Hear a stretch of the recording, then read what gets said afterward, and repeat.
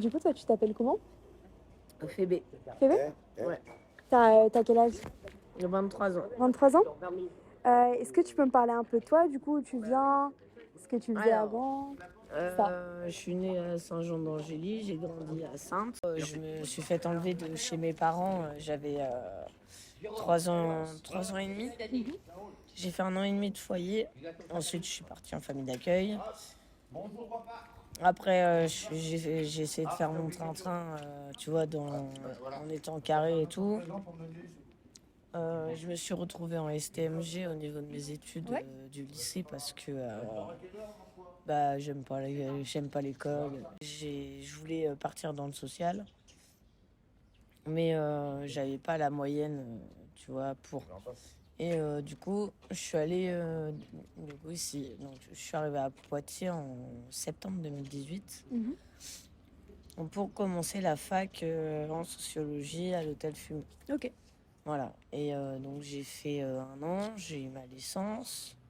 Mais enfin, j'ai eu ma licence. Non, j'ai pas eu ma licence. Mais tu sais, tu peux passer quand même à la deuxième année, mais tu sais, en rattrapant les cours. Ok, ouais. Du coup, à ma deuxième année, en fait, j'avais les cours de 2 ans à faire. Et j'ai des problèmes de dépression et tout, machin. Et du coup, bah, j'ai galéré et j'ai arrêté. À la deuxième année, je suis pas allée plus loin. Ok. Ensuite, j'ai dû commencer à travailler pour payer mon appart quand même. Du coup, j'ai travaillé en tant que conseillère clientèle pour EDF. Ok. Voilà, on appelle entrant. Et j'ai duré 6 mois. Ça m'a saoulée. Parce que là-bas, tu es obligé de faire semblant que tu aides les gens. Et moi, j'aime pas faire semblant. Je suis pas comme ça. Je suis très franche, honnête et tout. Du coup, ça m'a saoulée. J'ai arrêté.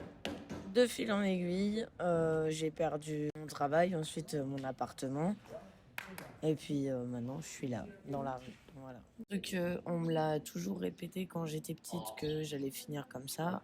J'y croyais pas parce que j'ai toujours été du genre à vouloir montrer T'as l'air d'être une que battante. que j'étais plus forte et que ce qu'ils disaient c'était de la merde. Mais au final, voilà, la grosse défaite, j'ai fini comme ça, quoi. Ça peut paraître un peu bateau et tout, mais genre, tu peux s'en sortir ou... Ouais, Je sais pas. je sais pas. Moi, quand j'ai commencé à traîner dans la rue, ce qu'on m'a dit, on m'a dit fais attention. La rue, ça rend accro.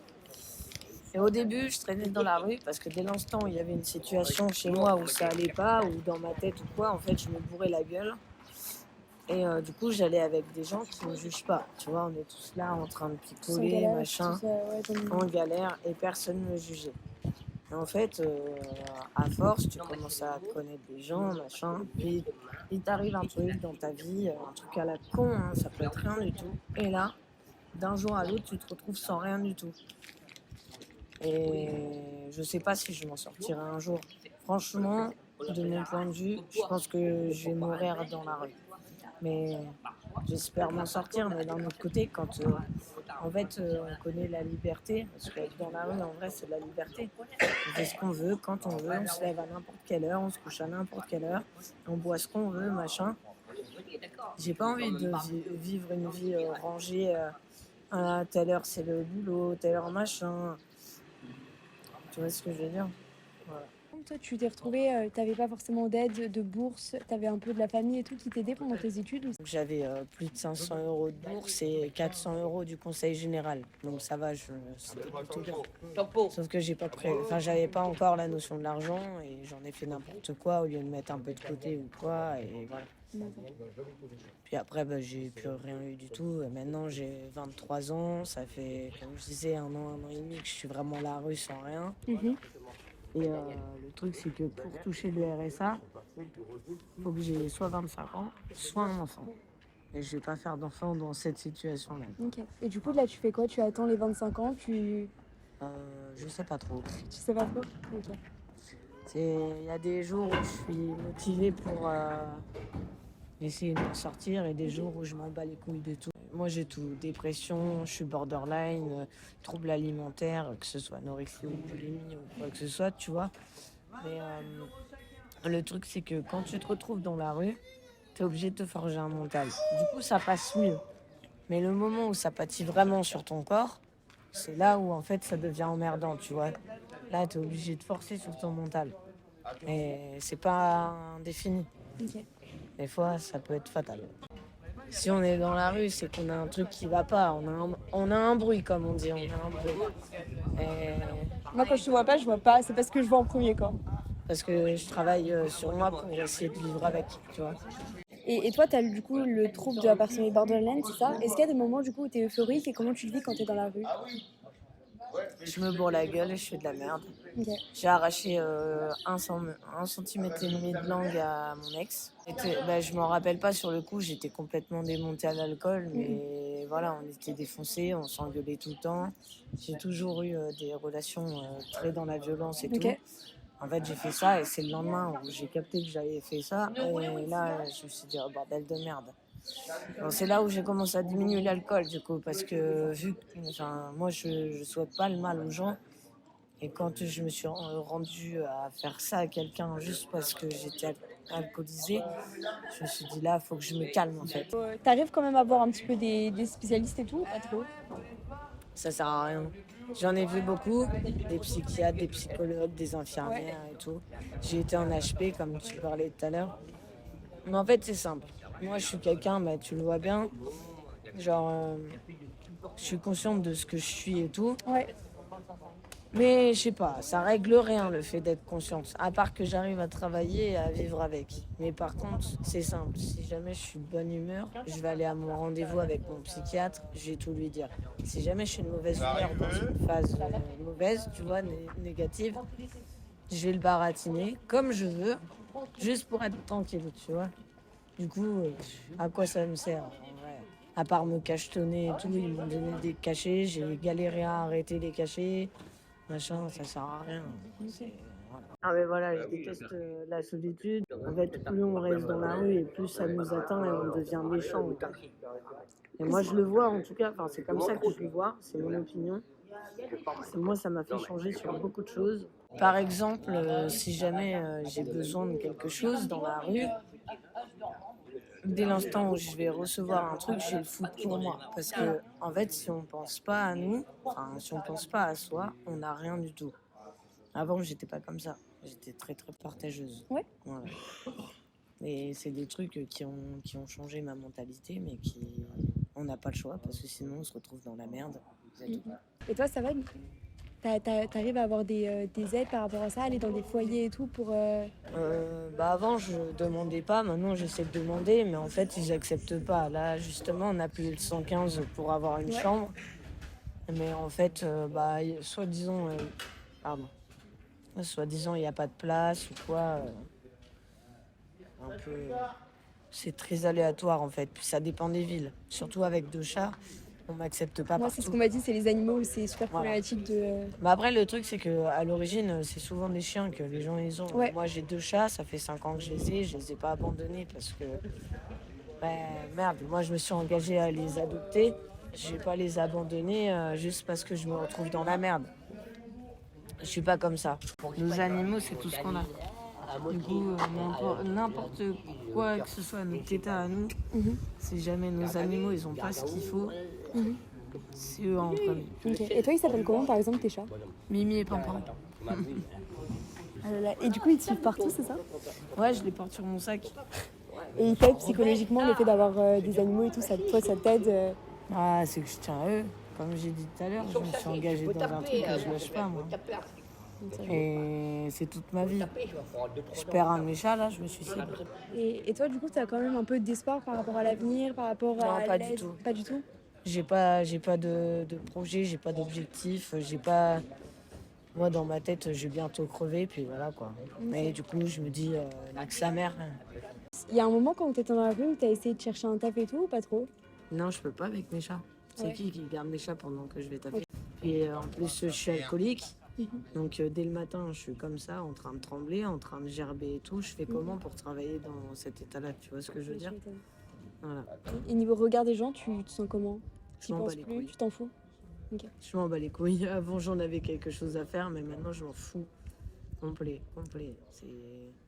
Puis moi, je vois des gens qui font, enfin des filles qui font la pute pour la drogue ou des trucs comme ça. Moi, je préfère m'asseoir sur un trottoir et demander de l'argent plutôt que de faire ça.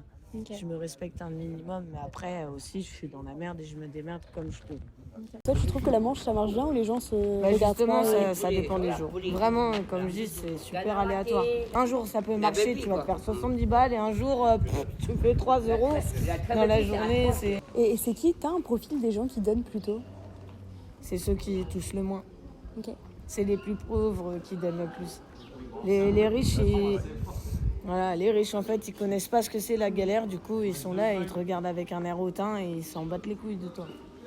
Quand t'as de l'argent, le premier truc que tu vas aller acheter, c'est quoi? C'est à manger ou c'est plutôt l'alcool? Alors, c'est simple, j'achète jamais à manger. Ok. C'est ce que je dis tout le temps. Tous les jours, je fais la manche. C'est pour mes bières. Et ensuite, à manger. Ou mes croquettes pour les chats. Quand j'en ai besoin, je me fous devant un magasin et je demande qu'on me les sorte. Ok. Voilà.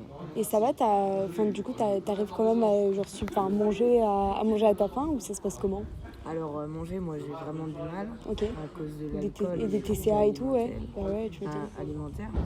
Et les croquettes, même si je suis en manque d'alcool le matin, si jamais j'ai pas de croquettes, c'est mes chats qui passent en premier. Ouais, ok. Ça va, tu t'es fait des potes sur Poitiers du coup? C'est pas des potes. C'est quoi alors? Explique-moi. En fait, c'est des connaissances que t'as pas le choix de traîner avec eux parce que tu te sens seul. Ok. C'est tout.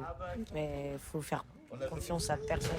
Dans la rue, c'est tout le temps, tu guettes tout. Tu vois, là, il y a mes 2 chats, il y a mon sac. Voilà, après, il y a un petit peu de personnes où j'arrive à faire confiance. Mais en fait, à n'importe quel problème, ils peuvent te la foutre à l'envers, c'est sûr et certain. Ça t'est déjà arrivé des trucs comme ça ou Coups de couteau, pas, on m'a pas foutu des coups de couteau, mais c'est des menaces au couteau. Ok. Ça te dit, ouais, si tu fais pas ça, regarde, et ça te sort le flingue ou des trucs comme ça. Bah toi en plus t'as la problématique d'être une femme dans la rue, c'est pas la même chose quoi. Et il faut avoir un gros mental. Ouais, tu m'étonnes. Ouais. Ton ex? C'est un profiteur de meufs juste pour baiser. Ok, ouais, des meufs en détresse qui vont pas En bien. fait, il m'a vu, j'avais un appartement, des revenus, il est resté avec moi. Ce mec, il a baisé un chevreau. Et il en est marre, le chevreau. Hein.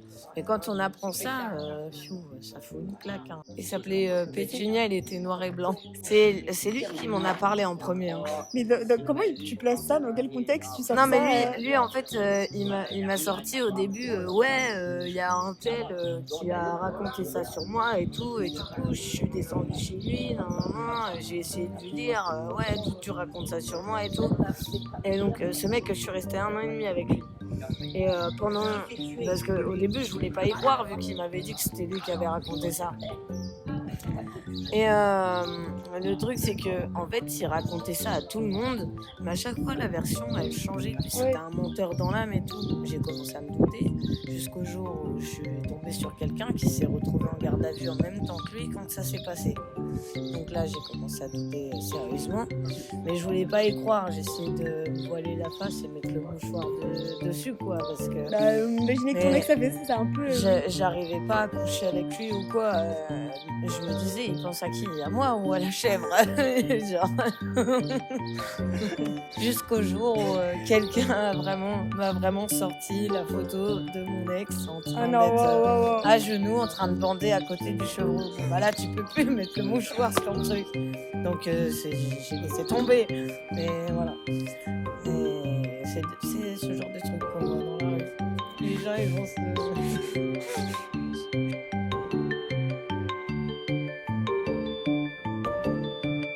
Aujourd'hui, on se retrouve avec Mickaël. Est-ce que vous pourriez commencer par me raconter votre histoire, d'où vous venez, si vous êtes de Poitiers, un peu tout ça? Non, je suis pas d'ici. Ok. Moi, je suis de Paris, moi. Ça va, c'est une enfance qui était facile, ça s'est passé comment? Bah, pas si facile. Hein. À 14 ans, j'étais à la rue. Ok. Avant, ça allait. À partir de 14 ans, ça a commencé. Toi, ça fait depuis tes 14 ans que tu es dans la rue ou t'étais... Ouais. Ok. Et là, t'as quel âge actuellement? 38. Bah, c'est que la DAS, ils m'ont lâché, puis bah, j'étais obligé de me démerder. Ok. C'est comme ça, c'est vrai. T'es venu à Poitiers pour ton fils. C'est ça? Ouais. Et il habite toujours ici, ça c'est... Ouais, il est ici. Il a quel âge? Il va avoir 18 le mois. Il est au lycée? Ouais, je pense. Tu penses? Bah, il devait continuer après, je sais pas. sais J'ai pas. plus de nouvelles. Donc, T'as plus de nouvelles? je sais pas. Non. Ça fait 3 ans que je l'ai pas vu, donc je suis pas... Et du coup, toi, ça fait plusieurs années que t'es à Poitiers pour essayer de le voir? Ouais. Au début, je le voyais, puis maintenant, je le vois plus. Des erreurs. Ok, ok.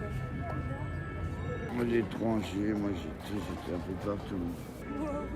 J'étais au Portugal, j'étais à Lisbonne. C'était plus facile là-bas, au Portugal? Ben, les gens ils sont plus ouverts que ici. Les gens ici, là, je sais pas, ils sont fermés. Et ça, c'est un truc que tu vois depuis longtemps? C'est à Poitiers que tu vois que les gens sont fermés ou c'est... Bah avant, Poitiers, c'était pas comme ça bougeait plus, il y avait plus de... Les gens, ils avaient tous le sourire. Maintenant, tu regardes tout le monde fait la gueule.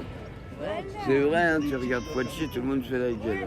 Tu vois ça depuis quand que... Ça fait plus d'1 an là, que j'ai remarqué ça. Non, on nous ignore, les gens d'ici, on nous ignore. Quoi. C'est comme si on n'existait plus. C'est ça qui est le plus dur à vivre quand t'es dans la rue, c'est le... Enfin, Ah bah qu'on nous refuse tout au bout d'un moment, ouais. En vrai, je comprends. Tout a remonté, donc les gens, ils n'ont pas les moyens d'aider à chaque fois. Tout le monde fuit Poitiers, il n'y a plus personne. Sérieux? Et toi, par exemple, t'avais des potes qui étaient sur Poitiers et qui sont partis? Ouais, moi, tous mes potes sont morts. Tous tes potes sont morts? À cause de alcool, drogue? L'alcool, la drogue. C'est qu'on nous fait fuir d'ici. C'est pour ça qu'il n'y a plus personne et où on se cache. Quoi. Comment ça vous fait fuir?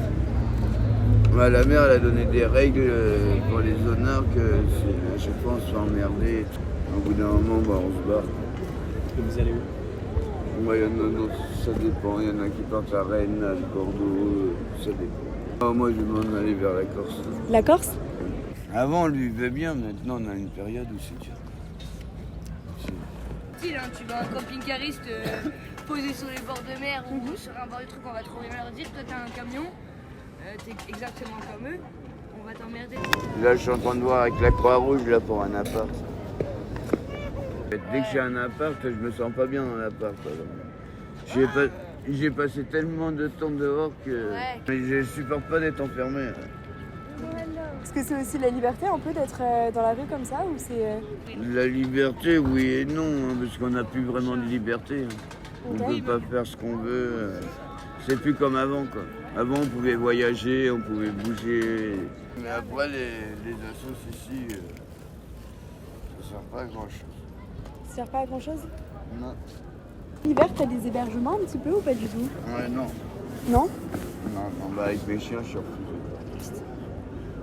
Ouais. Et tu les as depuis longtemps, tes chiens? Bah elle, ça fait 15 ans que je l'ai. Ok. Et puis lui, ça fait 3 ans. Ok. C'est son fils. Tu les as adoptés? Tu les as trouvés? Elle, je l'ai pris à quelqu'un qui lui tapait sur la gueule. Ok.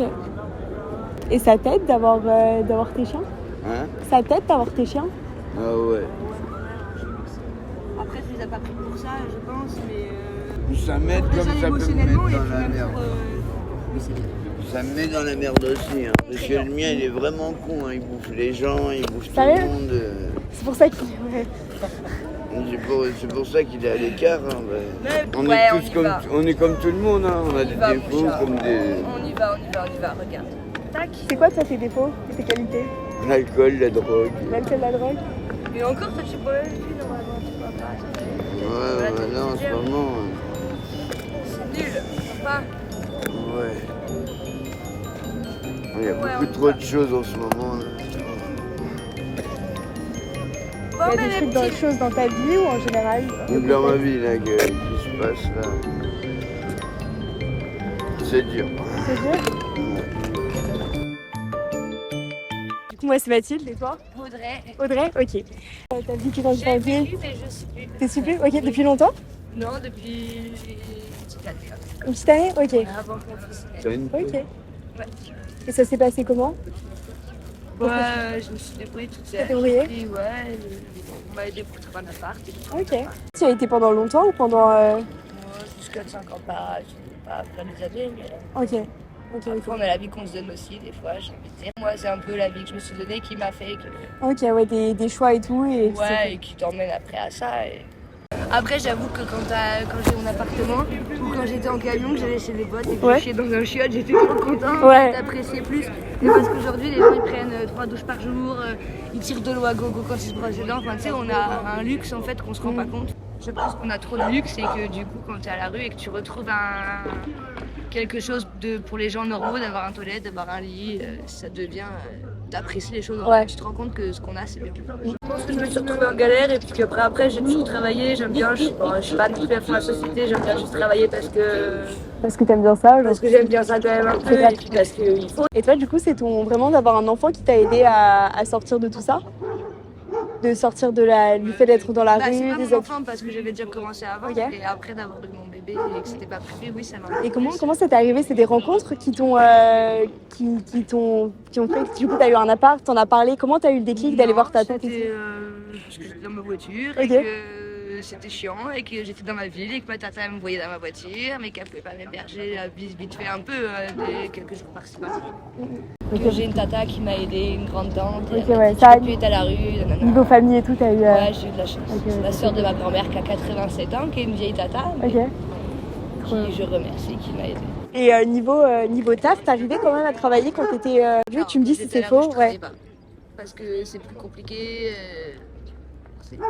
Niveau adresse et tout, du coup, toi, ça va, mais les gens qui sont à la rue, t'as pas d'adresse. Donc, déjà, même des fois, t'as pas de compte bancaire. Et puis, côté allure, côté tout, en fait, c'est con, hein, mais ça t'aide pas à sortir de la merde. Ouais. Tu fais quoi, du coup, dans la vie? Je fais les saisons dans les vignes ou. T'as toujours réussi à trouver, genre, quand t'étais dans des villes et tout? Ouais, encore, si tu y vas, en vrai, t'as des clémentines, t'es des fois logé. Depuis que j'ai eu mon fils, après, je me dis autant profiter, ça fait déjà 2 ans que je travaillais pas, là, j'en aurais qu'un, je pense. Tu m'étonnes. Autant profiter. Tu t'appelles comment? Marlène. Il a 5 mois dans 2-3 jours. Ah ouais. Des fois, les services, ils font pas forcément beaucoup, en vrai, beaucoup. Les assos et tout, et j'ai envie de dire un truc, même si c'est pas bien de le dire. En vrai, je ne suis pas raciste, mais d'avoir été à la rue, je me rends compte que on est beaucoup plus ces étrangers maintenant qu'il y en a beaucoup plus qu'avant, je pense. Okay. Et on est plus ces étrangers que les gens quand ils te voient que tu es dans ta ville et que tu te démerdes tout seul à faire la manche ou des trucs comme ça. T'inquiète, non, mais tu peux aider tout le monde, aide d'abord les gens de ton pays. Tu viens d'où, toi? Du Thouars, dans les Deux-Sèvres. Thouars, dans les Deux-Sèvres? Ok. Ah oui, donc ça va, là, t'es pas loin de chez toi? Oui, ça va, oui, de toute façon, on peut mettre un truc comme ça. Et j'y suis parce que j'avais mon fils et qu'avant j'étais en galère et que je suis dans un foyer mère-enfant. Pour remettre tout bien. Et je trouve que ça va, c'est pas mal l'accompagnement dans les foyers mère-enfant et tout, t'en penses quoi? Ouais, un peu trop même. Un peu trop? Ouais. Genre à te materner et tout, à te poser trop... Non, après ça va parce qu'ils voient que je gère et tout et il y a des mamans qui vraiment... Après moi c'était juste qu'ils avaient peur que pour vraiment être sûr que je sois plus dans la rue, c'est pas longtemps que j'apparte, avant je me droguais un peu. J'ai arrêté quand j'ai eu mon fils. D'accord, vous avez eu un passé comme ça, mais c'est pas ça qui fait de vous. Ouais, qui va me définir pour la suite. Et c'est vrai, c'est pas parce que t'es comme ça que tu deviens... En fait, c'est plein de dès mauvaises qu'il choses, doit mais plus pas qu'il se met à avec pleurer. l'éducation. C'est vrai que ça fait pas de nous des mauvaises mamans. Non. C'est pas... Tu sais, je connais des gens qui n'ont pas fait tout ça, qui n'ont jamais été à la rue, qui se sont jamais On a tous drogués, des défauts, mais on et est que pas... c'est des mauvais parents.